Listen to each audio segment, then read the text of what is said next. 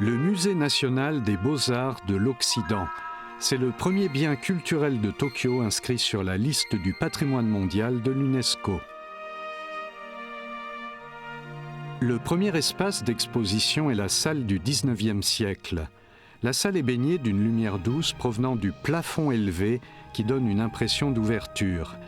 La lumière naturelle venant du plafond et des fenêtres est une des caractéristiques de ce musée.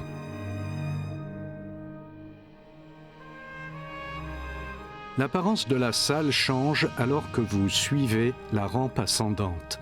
Pouvoir apprécier l'architecture en marchant est une autre caractéristique. Les visiteurs peuvent découvrir comment l'espace se transforme tout en traversant la salle.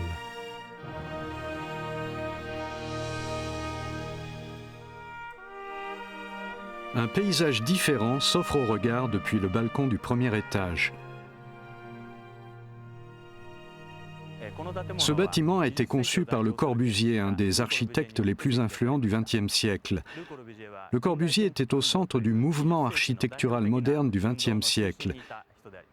17 structures, dont celles-ci, sont maintenant enregistrées comme sites du patrimoine de l'humanité. Le Corbusier a jeté les bases de l'architecture moderne. Dans son atelier, de jeunes apprentis de plusieurs pays se sont rassemblés pour étudier cette nouvelle architecture avant de la faire connaître partout dans le monde.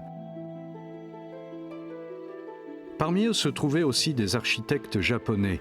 En partant du plan dessiné par Le Corbusier, ils ont produit des dessins détaillés et supervisé la construction du Musée national des beaux-arts de l'Occident.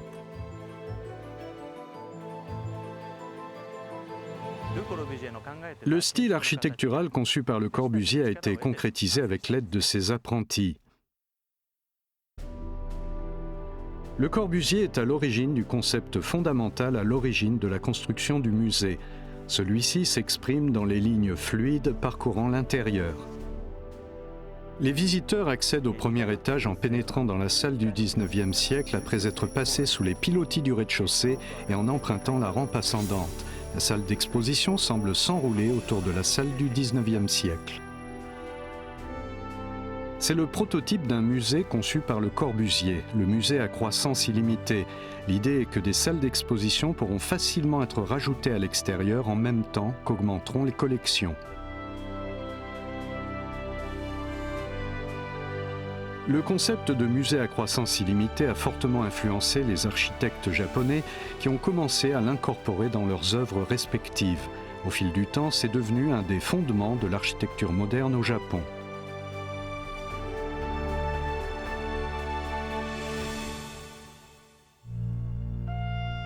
Le Corbusier a imaginé un large espace culturel avec des structures telles qu'un musée,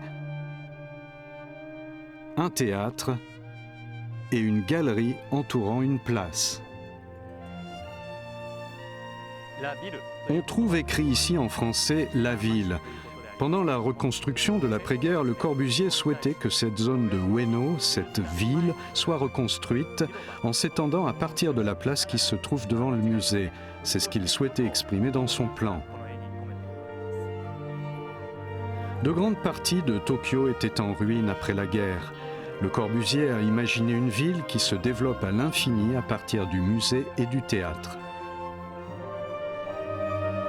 Un nouveau concept architectural adopté par les urbanistes. Le Musée national des beaux-arts de l'Occident représente aussi un symbole de la Renaissance du Japon.